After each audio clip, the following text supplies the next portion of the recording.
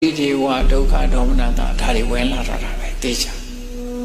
ငါမှဖြစ်ရလေခြင်းငါဟာမှဖြစ်ရလေခြင်းနဲ့တွားတာပဲလေ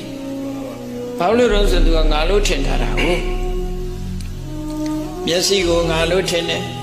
အေးမျက်စိပြတ်ဖို့ကြုံလာပြီဆိုလို့ရှိရင်တော့ငါလို့ထင်ထားတဲ့မျက်စိသို့မဟုတ်ငါမျက်စိငါဟာလို့ထင်ထားတယ်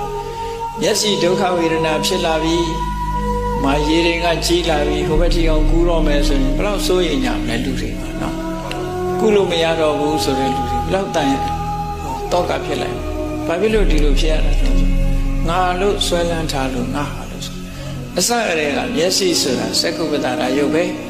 ဒီဟာသူ့အကြောင်းကြောင့်သူဖြစ်နေတာ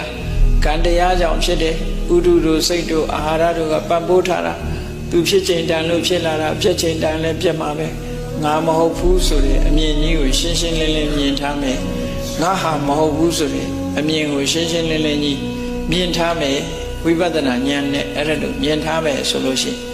တောကတို့ပရိဒေဝတို့ဒုက္ခတို့ဒေါမနတာတို့လာမှာမဟုတ်တော့ဘူးလာတောင်မှပျော့ပျော့သေးသေးပါပါကလေးပဲလာမှာပေါ့သားမိသားဖ3ယောက်သားမိ3ယောက်ဘလူမရဲ့သူ့သားလေးပုဏ္ဏပတုရဲ့သမီးလေးဥဒ္ဒရာရဲ့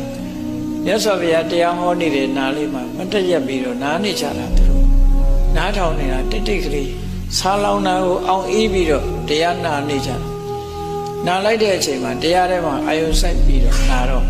မြတ်စွာဘုရားကဟောတယ်လို့ဆိုတာတခြားဟာဟောတာမဟုတ်ဘူးလေနိဗ္ဗာန်အကြောင်းကိုဟောတယ်ဆိုလို့ရှိရင်သစ္စာလေးပါးဟောတာပဲ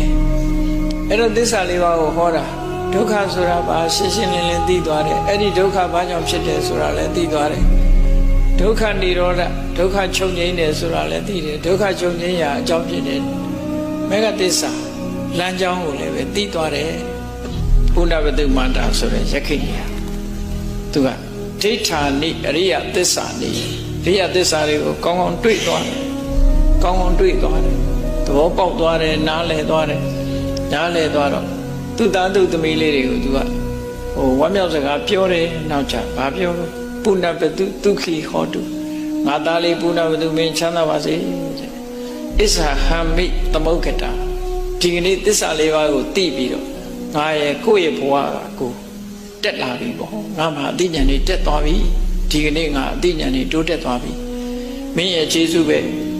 မင်းစူးစူးပူပူမလုပ်ဖဲနဲ့ငြိမ်ငြိမ်စင်စင်လေးတရားနာသည့်အတွက်ကြောင့်မင်းကိုခြေဆုတင်ပါတယ်လို့ပြောတာပဲเนาะ